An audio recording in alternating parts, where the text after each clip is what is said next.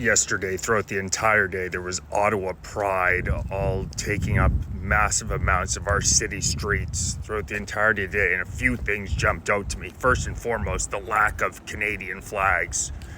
Truly shocking. You see about 1 million pride flags, those multicolored, those flags, and then you see 1 million Palestinian flags. I think throughout the entirety of the day, 100,000 people out, I probably saw 3 Canadian flags. There's absolutely no national pride whatsoever at this parade. Secondly, particularly among the pro-Palestinian protesters, the amount of vile rhetoric coming out of their mouth exemplified, I think, more clearly than I've ever seen before, the two-tiered policing system that exists in Canada. If it were a group of white male Canadians saying anything even close in a large group to what you hear coming out of these people's mouths, I'm not going to repeat it because I don't want to get censored, but I can guarantee you there'd be batons out, people would be getting arrested, the front page of the CBC would be talking about how white nationalists are going after our democracy, thugs on our streets. But due to the fact these are Palestinian protests that in some way align with our insane woke liberal government, they are allowed to spew the most vile rhetoric you have ever heard with a police escort. The police are hearing what these people are saying. It's not as though they are not aware of what's going on, but they are literally escorting them through the city. And my God, Canada has become the definition of a two-tiered police state. If your views align with that of our woke liberal government, carte blanche, get out on our streets, yell whatever the hell you want, and there will be absolutely zero repercussions. If you, like me, I'm setting up a rally Saturday, September 13th, Parliament Hill Take Canada Back rally. They will be so quick we have to be on our best behavior. They will be incredibly quick, I'm sure of it, to arrest anybody. They're incredibly slow releasing the permits for the rally. This despite the fact that every single day we see these mass pro-Palestinian rallies. They certainly don't seem to be having any issues. But the Canadian policing system is completely based on the cause that you're supporting, not the letter of the law, which is a staple of tyrannical governments. But that's absolutely what we're seeing in Canada. It is totally issue and context dependent how our government treats you. That just jumped out to me. And the infighting among the left, the idea that the LGBT community and the Palestinian community are somehow aligned, I find hilarious. There was so much screaming, and then just obviously the basic fact that if they were to wave those flags in Gaza, in Palestine, my God, they clearly have not read the law there. They're literally written into Palestinian law. If a man is caught laying with another man, it's a minimum 10-year prison sentence, and many wind up dead. The cognitive dissonance to think that there's alliance, but what it truly reveals is a lot of the insanity that we're seeing on the left. There is no need among today's liberals for there to be any logical cohesion from what they're thinking. You look at it, Mark Carney in the run-up to the election spoke about standing up to Trump and how he was going to be the guy who was going to battle Trump on tariffs, and then total capitulation less than 6 months into his time as prime minister.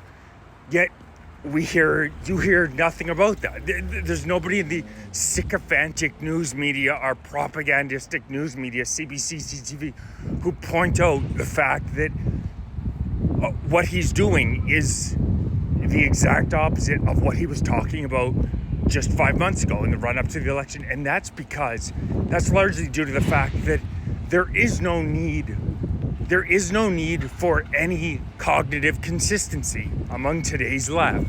It's all about an oppressor worldview that leads nowhere good. We absolutely know throughout history, and whatever the issue of the day is, whoever the oppressed people of the day are, and a country cannot continue like this. A country cannot continue to be governed by people who will eat themselves. You now look liberal MPs like Anita Anand are having massive pro-Palestinian rallies outside of her house. They will eat one another on the left, and we're already seeing that. And imagine having these people. We've already seen what a decade of their leadership has done in Canada. Can you imagine what the next 4 years are going to look like? It's already been a catastrophe. And now we have a woke far left lunatic in Mark Carney, who not only is extremely far left, but he's also working much more on behalf of Brookfield Asset Management than he is the Canadian people. You look at 800,000 immigrants in the country in Q1 2025 after 8 million in 10 years. Well, that's because Brookfield owns $37 billion worth of real estate in Canada, and they need to continue to get those numbers higher up. It's as simple as that. You look at China putting 75% tariffs on Canadian canola, and we give China a $1 billion loan to build 3 ferries in Vancouver.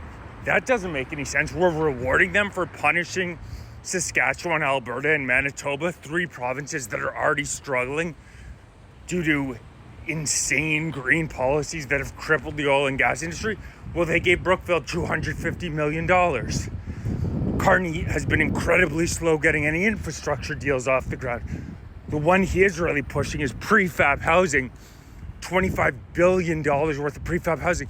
Well, guess what? Brookfield just purchased a company called Modular. What does Modular do? Prefab housing. So he's focusing on getting $25 billion into that industry to get himself and his buddies even more rich. So we have a corporatist, crony, fake wokester, and I say fake in a lot of ways because when he talks about green initiatives, look into the companies that Brookfield is invested in. So much oil and gas. It's rules for thee, not for me.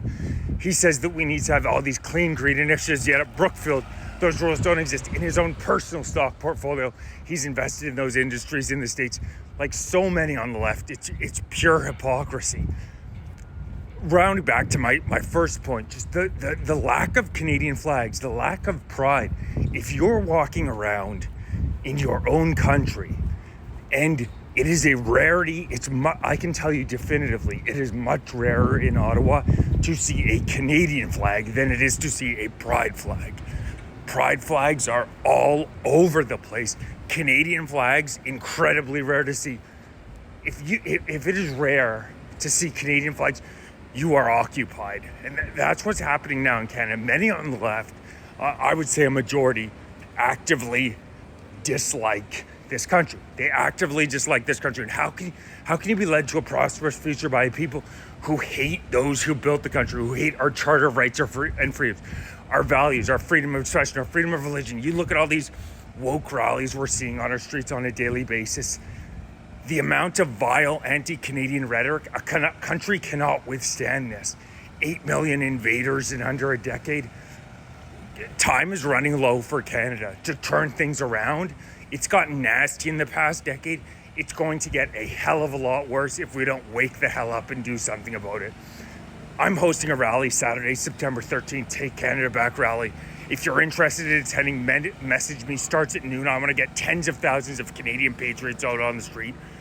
Really looking forward to it. We have to actively get in the streets. All these lefty activists, let's get some patriotic Canadians in the street. I know there are a hell of a lot more of us than there are of them. Saturday, September 13th, Parliament Hill, noon. I'm past 10K subscribers now on TikTok, and the Canadian government doesn't like dissidents. So if you're watching on TikTok, please make sure you're following me on YouTube, youtube.com/@FightForCanada2025. If you're interested in supporting this rally, I have some great gear. Check it out. Help get our message out. Subscribe to my Substack. Any donation will go towards rally September 13th, promoting it. Let's get 100,000 Canadian patriots out on the street, because I'm sick of these wokies taking our seats over. It's time that patriotic Canadians get out in the streets.